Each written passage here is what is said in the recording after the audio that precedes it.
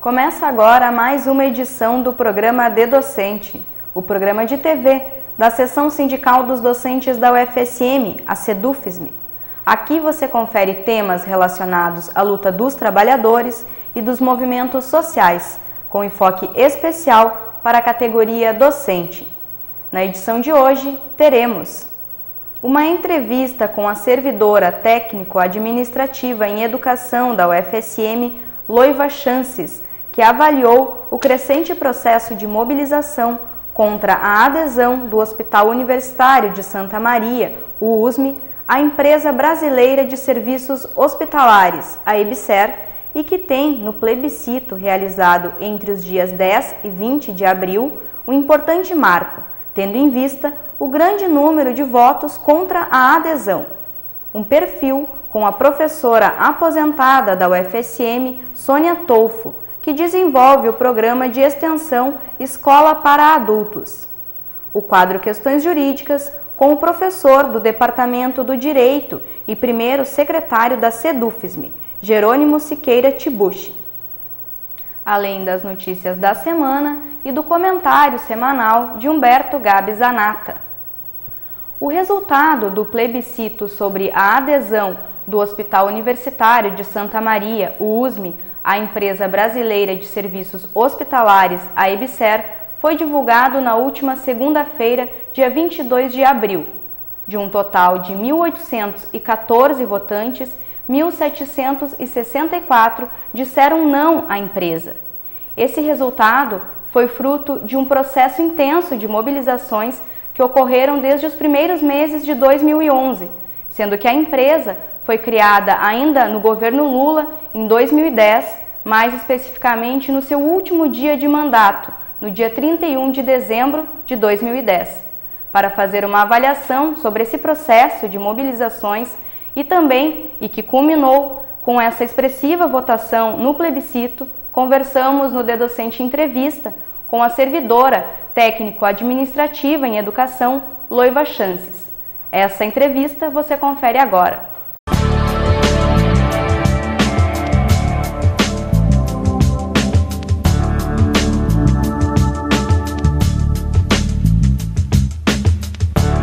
A Empresa Brasileira de Serviços Hospitalares, a EBSER, foi criada pelo então presidente Lula no último dia do seu mandato, em 31 de dezembro de 2010. De lá para cá, a EBSER está cada vez mais entre as pautas prioritárias dos movimentos, principalmente ligados à educação superior, às universidades públicas federais. E um bom exemplo disso é o plebiscito, realizado nesse mês de abril, e que tinha como objetivo apurar a opinião da sociedade sobre a adesão dos hospitais universitários à EBSER. O resultado desse plebiscito é de que 60 mil pessoas, mais de 60 mil pessoas, disseram não à adesão. Participaram, entre as entidades que participaram da organização desse plebiscito, estavam, por exemplo, o ANDES, Sindicato Nacional, e a FASUBRA, respectivamente os sindicatos nacionais que representam os docentes das universidades públicas federais e os servidores técnico-administrativos em educação. Então, para falar um pouquinho sobre esse processo de mobilização, que começa logo no início já de 2011 e vem até hoje, até esse plebiscito com essa votação tão expressiva, nós estamos aqui com a servidora técnico-administrativa da UFSM, Loiva Chances, que participou de todo esse processo. Loiva, inclusive, no período da assinatura, tu era da gestão da SUFS, né, o Sindicato dos Servidores Técnicos em Educação da UFSM. Então, Loiva, já para começar, eu queria saber, hoje, depois de passado mais de 2 anos dessa assinatura, em pleno Ano Novo, Réveillon, né? Como tu avalia todo esse processo de mobilização que começa lá e tem esse marco importante, que é esse plebiscito com mais de 60 mil votos contrários à EBSER?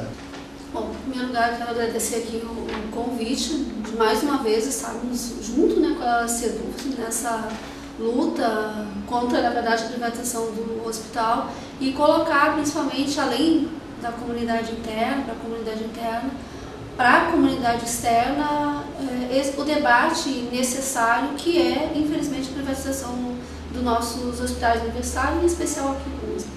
Mas acho que o importante é fazer um resgate histórico, que a questão do EBSER, a luta que as entidades sindicais vêm travando, e aí a SEDUFSM e a SUFM tem sido muito parceira nesse embate, ela já vem de muito longe, ela vem lá desde 2007.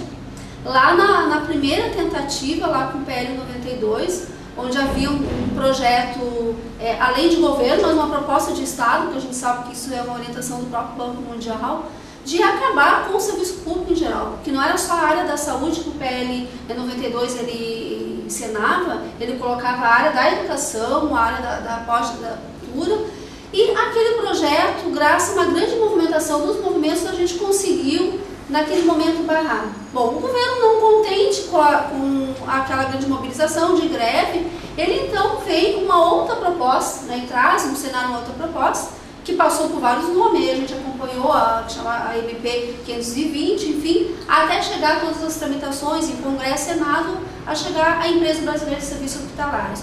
Até então, o que nós estamos fazendo? O embate que a gente tem feito, e de uma certa forma estamos tentando ainda resistir, é ir para a rua e denunciar, mostrar que esse não é o melhor viés, que a solução para os problemas da questão da saúde pública no nosso país, ou dos hospitais universitários, é uma política de financiamento, que o governo simplesmente não quer fazer isso, quer entregar então as suas responsabilidades garantidas na própria Constituição, que é manter saúde e educação pública, então resolve a partir daí entregar para a iniciativa privada fazer. Os movimentos têm até então, depois de todo esse tempo aí, resistido e conseguido fazer com que ela não se coloque no Senado. A gente sabe que tem algumas universidades que já infelizmente aderiram, e aí Pernambuco é uma que já foi feito o contrato, a UNB também fez, foi impedida pela uma ação do Ministério Público, e na nossa universidade diríamos que ela está ainda em tanto de molho.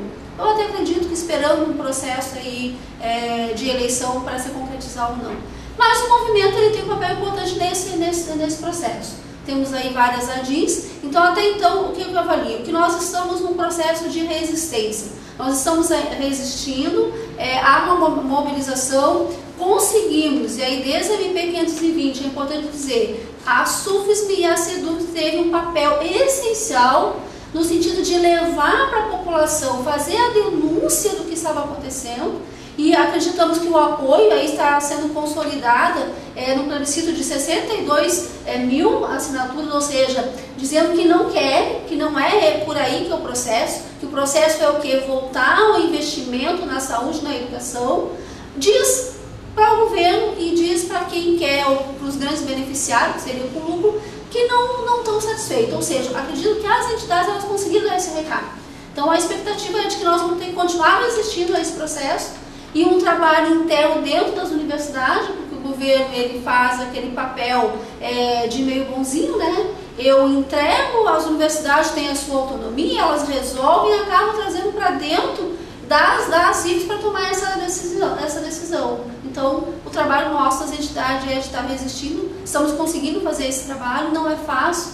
Eu lembro que quando surgiu a MP 520, eu lembro que eu e o Ondou passamos por vários embates, inclusive com representações políticas da Câmara de Vereadores, de candidatos que lá estavam, de vereadores que eram a favor, inclusive parte integrante do governo, um embate muito grande em relação às entidades sindicais, chegando a ter a petulância de dizer que nós, entidades sindicais, estávamos mentindo para a população que aquele projeto não era um projeto privatizante, ou seja, era um projeto que vinha a ajudar a população. E nós provamos e acabamos vencendo o debate que, de fato, é um projeto para derrubar com a saúde pública no nosso país.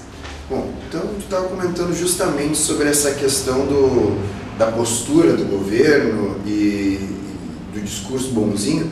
E realmente, em algumas situações o governo inclusive coloca como uma opção a adesão ou não. Só que nas entrelinhas também o que parece não, o que está praticamente claro, é que o governo, a partir do momento, ele vai tratar como único canal de investimento, de repasse de verbas, a EBSER. Ou seja, ele dá a entender nas entrelinhas que, se aderir, vai receber alguns valores, se não aderir, não vai receber. Como que tu vê essa situação? Para mim é um discurso pífio. Primeiro, o governo ele tem, por lei, a obrigação de encaminhar um orçamento para as universidades. ele lança aos reitores, e aí os reitores, todos nós sabemos que acabam sendo coniventes e acabam utilizando esse discurso de que não vem verbo, portanto tem que aderir. E nós sabemos que existe inclusive a esfera do Ministério Público para a gente ir para cima. Olha, nenhuma universidade, já que ela tem autonomia, já que diz que ela é garante, pode ser ameaçada ou pode deixar de receber recursos por não aderir ao propósito do governo. Então é um grande jogo. Há um jogo que o governo utiliza de pressão para os reitores e os reitores não têm a coragem de enfrentar esse debate, né, porque sempre estão colocando que precisam dar verba para seus interesses enquanto gestores, repassam esse discurso para a comunidade interna e para a própria população de que se não aderir não vão vir recursos. Nós sabemos que isso não é verdade e nós sabemos que tem outras formas da gente fazer pressão para que de fato o recurso seja garantido. Então é uma ameaça e que aquele que quiser aderir, adere, e infelizmente a maioria dos reitores acabam aderindo, mas que tem forma da gente pressionar e dizer não, tem que ter recurso e ninguém pode estar sendo ameaçado, deixar de receber em função de que não aderiu a um determinado projeto. E aí eu acho que o debate da autonomia universitária, ele vem e ele é forte dentro desse pressuposto que o governo joga, e a gente tem que fazer o enfrentamento. Então, as entidades sindicais devem estar atentas e elas devem inclusive fazer a devida pressão aos gestores. Bom, falamos um pouquinho da reitoria, então eu queria justamente tocar nesse assunto. No caso da UFSM, o reitor, em diversas situações, ele falou que a adesão só vai ocorrer a partir de decisão do Conselho, e que isso era algo que ele não precisava fazer, mas ele está fazendo como parte de um processo democrático. Contudo, a decisão final é a assinatura dele, e ele pode decidir isso sendo o Conselho a favor ou contra. Como tu vê essa situação? Bom, primeiro eu quero colocar aqui que a atual gestão ela foi muito hábil dentro do processo no Conselho Universitário. E aí eu quero aqui lamentar que, infelizmente, as nossas representações, e aí eu não estou falando nem de parte de todos os docentes, mas as representações que podiam estar lá em termos de entidades sindicais, ou foram extremamente ingênuos, ou eu digo que comeram mosca, ou alguns de uma forma já sabedora acabaram caindo no que eu digo no ponto do vigário, quando o reitor ele leva para o Conselho Universitário a solicitação para que pudesse iniciar um processo no debate da questão da regulamentação dos estatutos dentro da universidade. Aí, para mim, foi a grande jogada hábil política que a administração fez e, de uma certa forma, consolida, e quando voltar lá, o Conselho, no meu ponto de vista, isso está como aprovado. Então, eu acredito que foi uma habilidade e que os conselheiros que lá estavam, ou por ingenuidade ou por convicção, de uma certa forma, deram o aval para que isso fosse discutido dentro do Conselho Universitário, aqui na nossa universidade, dentro do nosso hospital. Mas são jogos. O reitor continua jogando, ele diz que poderia, e de fato dentro da segunda versão da EBSER, a primeira ela remetia exclusivamente para a decisão do Conselho Universitário.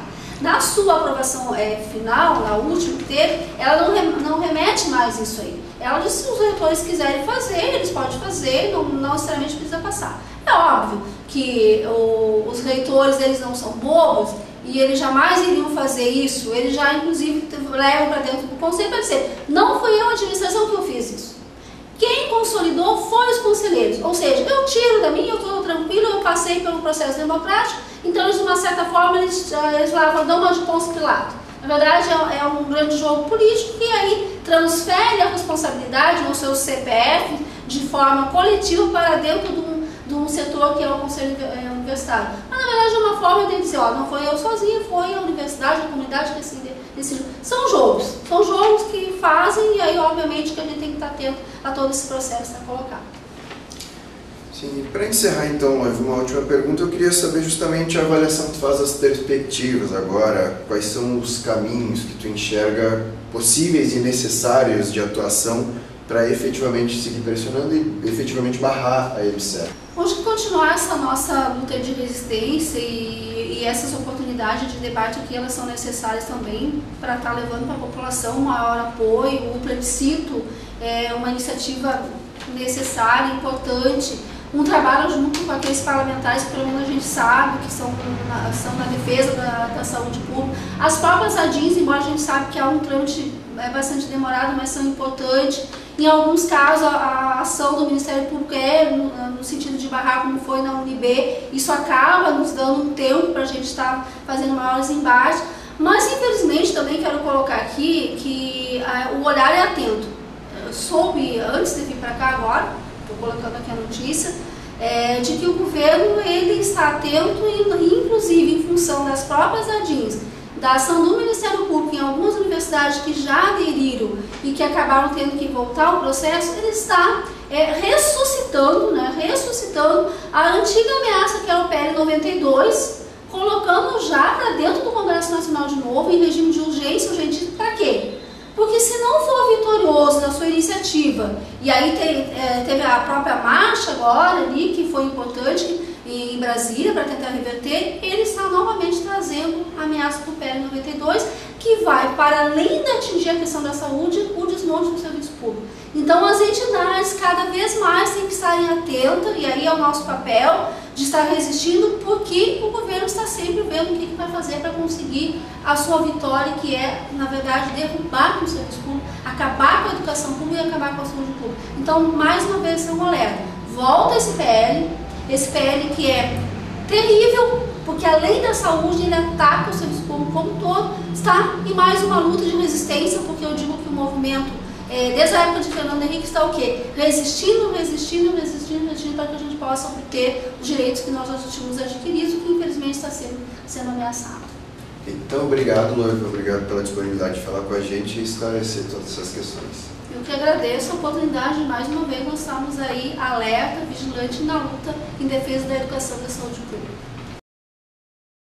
A Escola para Adultos é um projeto de extensão que tem como objetivos atualizar conhecimentos e promover a integração com pessoas acima de 45 anos entre si e também com jovens estudantes de diferentes idades. A professora aposentada da UFSM, Sônia Tolfo, participa desse projeto e conversou conosco contando como é a sua experiência com a Escola para Adultos. Confira agora o De Docente Perfil.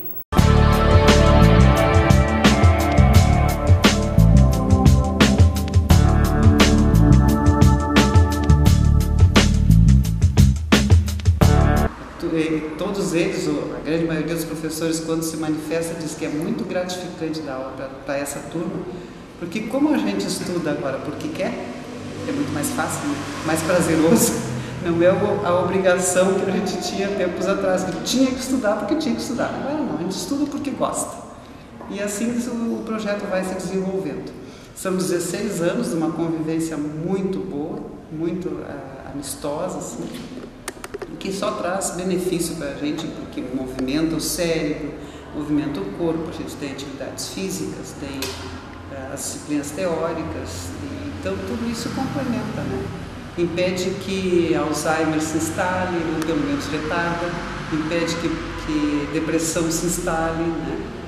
Muitas colegas saíram da depressão exatamente porque frequentam esse espaço, né? Depois que a gente sai da sala de aula, a gente vai até a cantina e aí faz um recreio como qualquer outro aluno. Essa é uma das grandes vantagens desse projeto, né? Ele é um projeto desenvolvido dentro de uma instituição e os alunos da Escola para Adultos frequentam os mesmos ambientes que os outros alunos dos outros graus.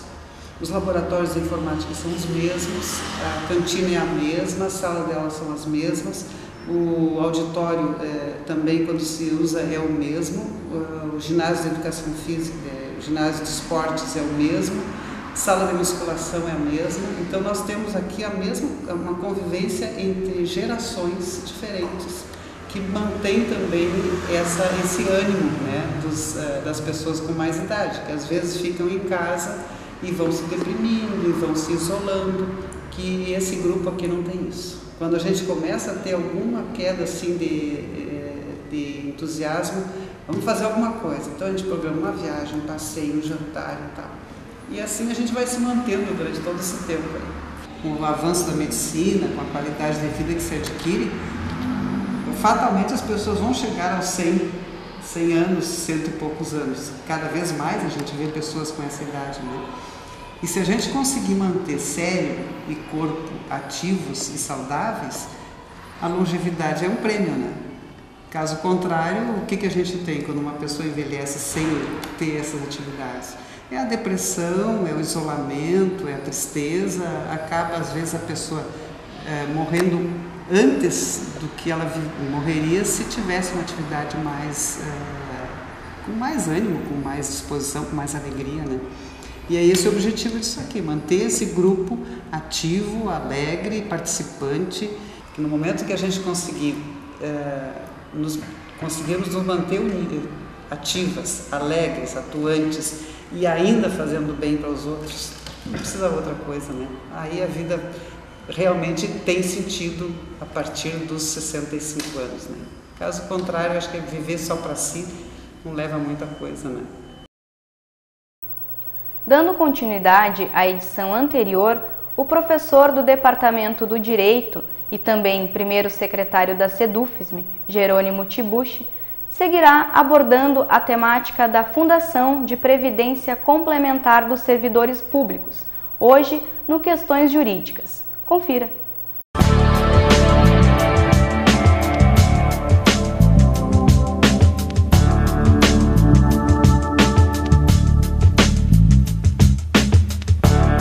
Na continuidade da nossa discussão sobre a temática do regime de previdência complementar, tem algumas observações que são importantes que nós possamos fazer aqui.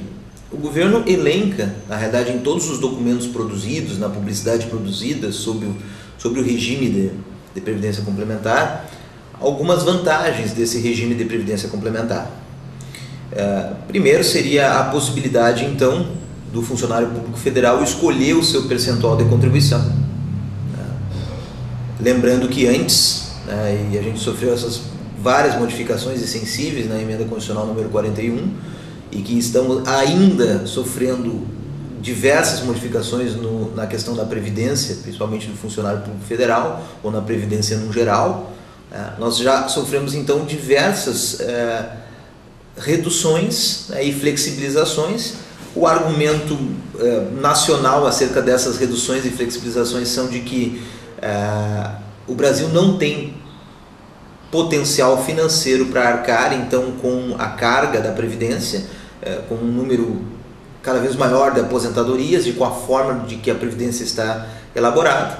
Então uma forma de se reduzir esses gastos, né, e tornar a Previdência sustentável seria então com essas modificações que começaram já no ano de 2003, tiveram outras modificações em 2008 e agora nós temos essa modificação muito sensível que é a criação do regime de previdência complementar. Então essa vantagem de poder escolher o percentual de contribuição é uma vantagem que é comum a qualquer regime de previdência privada. Então isso é um dos argumentos que o governo coloca. Inscrever-se sem limite de idade, né? Qualquer regime de previdência privada faz isso, só que você tem um percentual diferente para cada regime de idade e também tem um percentual diferente pelo tempo de contribuição. A dedução das contribuições do imposto de renda até 12% dos rendimentos tributáveis, essa sim é uma vantagem interessante, né, durante todo o período da atividade, reduzir esse gasto no imposto de renda, receber 100% da rentabilidade líquida dos investimentos em sua conta individual. Salienta-se aqui que essa é uma vantagem que o governo coloca, mas nós sabemos que no momento que é instituído esse regime de previdência complementar, esse regime de previdência complementar vai ser administrado por uma entidade privada sob o controle, sob a observação do Estado. E que todo esse dinheiro que está sendo investido no regime de previdência complementar, com a porcentagem que nós falamos, dos 8%, é um dinheiro que o Estado vai fazer circular, que essa entidade privada vai fazer circular. E que se esse dinheiro circula, ele vai estar sujeito às variações do mercado, vai estar sujeito às situações do mercado. Quando nós tivemos uma palestra aqui na UFSM sobre essa questão, nós tivemos um especialista no FUNPRESP, no regime de previdência complementar, foi colocada essa pergunta, inclusive por membros do sindicato, da ASUFSM, do sindicato vinculado aos técnicos administrativos.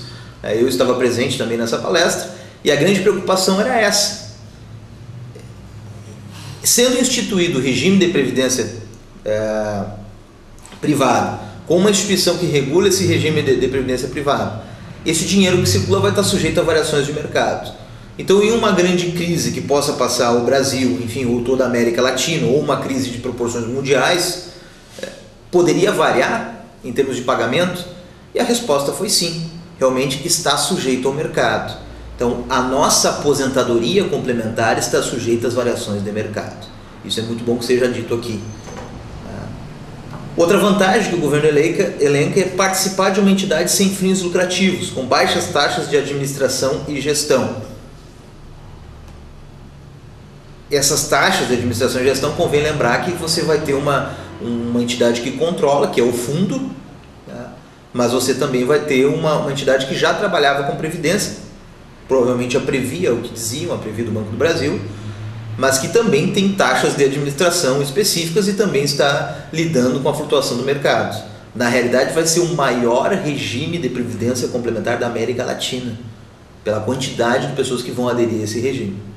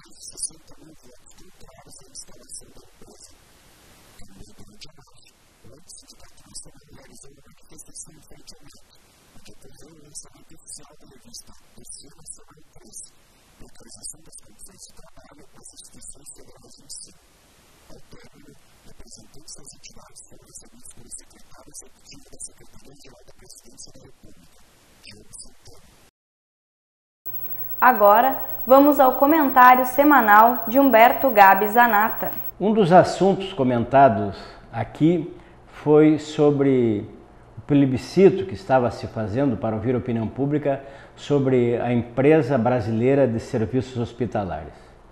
O resultado saiu essa semana, ao menos aqui em Santa Maria, onde ampla maioria dos que votaram se manifestaram contrários à privatização, portanto, contrários à criação da empresa brasileira de serviços hospitalares que assumiria o hospital universitário. Claro que muito mais pessoas poderiam ser manifestadas, mas nós temos um déficit, uma certa pobreza política em que mesmo convocados, incentivados, motivados, a população, ou nós mesmo, temos dificuldades em manifestar a nossa opinião a favor ou contra, aliás, termos opinião. Então, aqueles que votaram na sua ampla maioria contra a privatização do hospital universitário e contra, portanto, a criação da empresa brasileira de serviços hospitalares, que na verdade a saúde, lamentavelmente, ou ironicamente, está pela hora da morte e certamente não sei se essa solução resolveria o problema. E outra questão que também movimentou de uma certa forma a cidade de Santa Maria, mas movimentou todo o Brasil, são os protestos, os dias de luta e de campanha que estão acontecendo não apenas aqui em Santa Maria, por parte dos professores unidos, professores do município, professores do estado, professores do ensino superior, sobre as condições de trabalho e também sobre as condições de salário, porque evidentemente que é uma questão que diz respeito. E no caso do Rio Grande do Sul, uma questão que continua pauta muito privilegiada é exatamente o não pagamento do piso salarial. Então, essa semana foi uma semana movimentada não apenas em Santa Maria, mas em Brasília, grande movimento pelo dia do protesto, por estas e outras questões, onde se uniram também os procuradores contra a PEC da chamada impunidade, que se quer se retirar dos promotores, do Ministério Público, especialmente este ganho constitucional, onde eles podiam fazer investigações e quase sempre com qualidade, resultando na punição de culpados. Uma boa semana a todos, de docente, e até a próxima decente. Obrigado. O De Docente de hoje termina aqui, mas ele seguirá disponível para o acesso através dos sites da TV Santa Maria e da Sedufisme. Também convidamos você a visitar as nossas redes sociais. Críticas e sugestões ao programa podem ser enviadas para o e-mail da Sedufisme. Obrigada pela audiência e até a próxima edição do programa De Docente.